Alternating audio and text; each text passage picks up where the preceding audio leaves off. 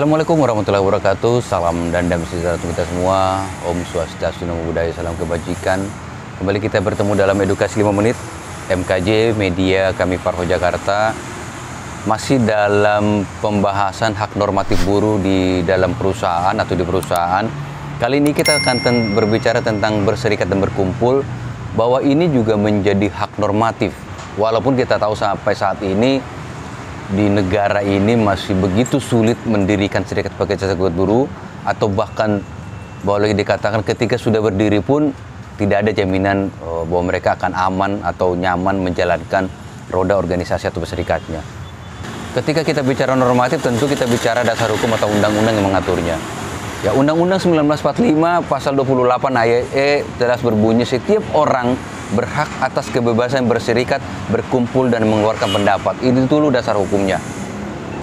Ya, lalu yang kedua juga ada Undang-Undang 39 tahun 99. Ini lebih berbicara tentang Undang-Undang Hak Asasi Manusia. Setiap orang berhak untuk berkumpul, berpendapat dan berserikat untuk maksud damai. Ini dasar hukum yang paling tinggi yang mengatur tentang kebebasan berserikat.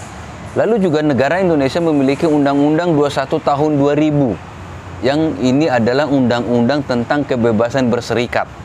Di pasal 1 jelas serikat pekerja, serikat buruh adalah organisasi yang dibentuk dari, oleh dan untuk pekerja atau buruh baik di perusahaan maupun di luar perusahaan, yang bersifat bebas, terbuka, mandiri, demokratis dan bertanggung jawab guna memperjuangkan, membela serta melindungi hak dan kepentingan pekerja atau buruh, serta meningkatkan kesejahteraan buruh atau pekerja beserta keluarganya.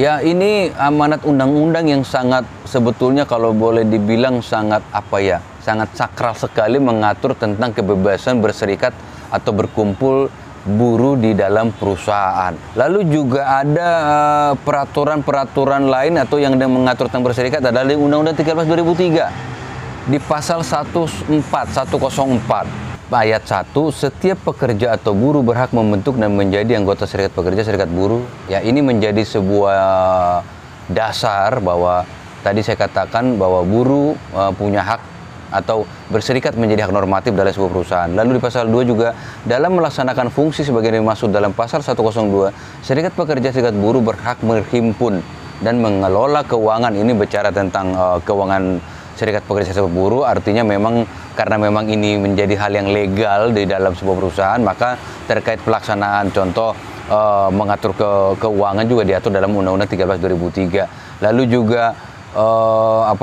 terkait besarannya, cara pemungutannya, dana mogok sebagaimana sudah dalam ayat 2 misalnya, ya, dalam anggaran dasar atau anggaran rumah tangga serikat pekerja serikat buruh yang bersangkutan. Artinya gini, saya mau katakan bahwa 13 2003 104 ini mengatur tentang, atau mulai dari 102 tadi sudah mengatur tentang bagaimana Undang-Undang 13 2003 juga mengatur tentang pelaksanaan atau implementasi daripada ketika di sebuah perusahaan ada serikat pekerja serikat buruh. Ini yang artinya memperkuat bahwa memang serikat pekerja serikat buruh menjadi satu hal yang sah, masih menjadi satu hal yang normatif ada di dalam sebuah perusahaan. Dari tadi kita bicara dari 1945, lalu 3999, lalu juga 21 2000, itu adalah undang-undang yang mengatur. Lalu 13 2003 juga jelas mengatur tentang sistematika peraturan ketika di sebuah perusahaan sudah berdiri serikat pekerja serikat buruh. Nah, lalu juga kita bicara sanksi. Ketika ini menjadi normatif, artinya diatur oleh undang-undang, maka ketika perusahaan menghalang-halangi berdirinya serikat pekerja, serikat buruh dalam perusahaan, itu akan ada sanksi. Sanksi ini diatur di pasal 43 Undang-Undang 21 2000, di mana perusahaan yang menghalang-halangi berdirinya serikat pekerja, serikat buruh itu bisa mendapatkan sanksi penjara 1 tahun atau maksimal 5 tahun, dan juga bisa kena sanksi denda, yaitu 100 juta sampai 500 juta. Karena di ayat 2-nya jelas dikatakan bahwa tindakan itu adalah tindakan pidana. Ya, jadi itulah sanksi bagi perusahaan yang menghalang-halangi berdirinya serikat pekerja, serikat buruh. Pun kita tahu kawan-kawan, kalau kita bicara di lapangan, ya ini sesuatu hal yang menjadi sedikit bias sebetulnya, ya karena praktek di lapangan jelas sekali banyak sekali upaya-upaya atau secara langsung atau tidak langsung pengusaha menghalangi berdirinya serikat pekerja. Atau ketika di awal tadi saya katakan, kalaupun sudah berdiri, ya banyak sekali upaya-upaya menggembosi lah,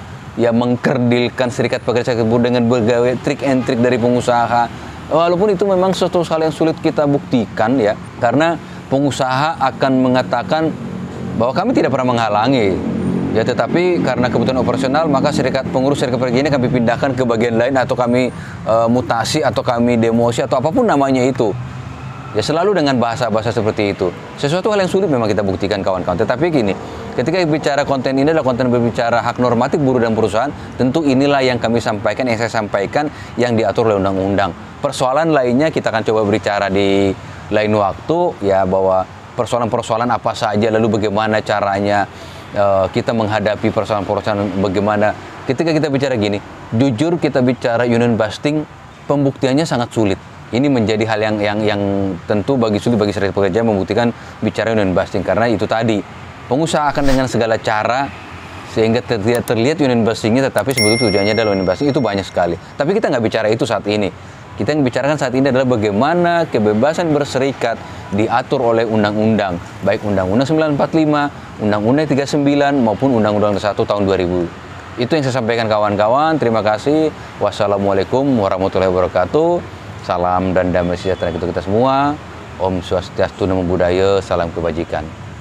Pengusaha wajib memberi hak waktu istirahat selama 12 hari. Cuti panjang itu didapatkan setelah bekerja 6 tahun berturut-turut.